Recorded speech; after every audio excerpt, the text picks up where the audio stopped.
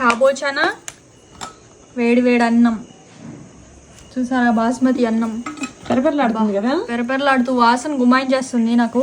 అసలు అది యావరేజ్ గా చేశాను సిరి, అయినా కూడా ఎక్సలెంట్ కుదిరింది. అసలు మీకు ఒక విషయం తెలుసా, ఈ అన్నం ఊరికి ఇలా తినవచ్చు. ఈ రోజు అసలు నేను ఇది బిర్యానీలా చేద్దామని అనుకోకుండా చేసింది. మసాలా ఇందులో మిగిలిన గ్రేవీ ఉంటే అందులో కలిపేసేసి అదొక జీరా రైస్ లాగా చేసా. సూపర్ ఉందా, ఊరికే పొడన్నమే బాగుంది, గీ రైస్ లా ఉంది.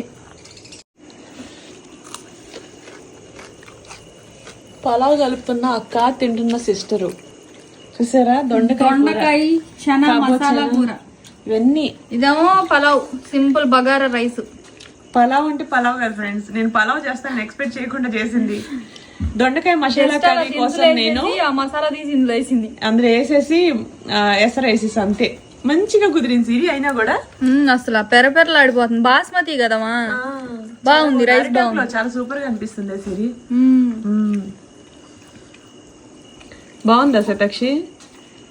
ఎగ్జామ్స్ అంట హడావుడిలో ఉంది, అందుకే మాట్లాడట్లా. అవును, లేకపోతే చాలా మాట్లాడేసేది మన శతాక్షి. చాలా మాట్లాడేసే పిల్ల.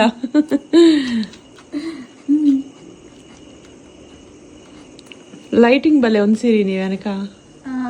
ఒక లైటింగ్ ఎన్ని సెట్టింగ్లు పెట్టాము మనం, అటు ఎన్ని వేలు ఖర్చు పెట్టే, వేలు అనే కన్నా లక్షలు అంటే బాగుంటుంది ఇంటి కోసం.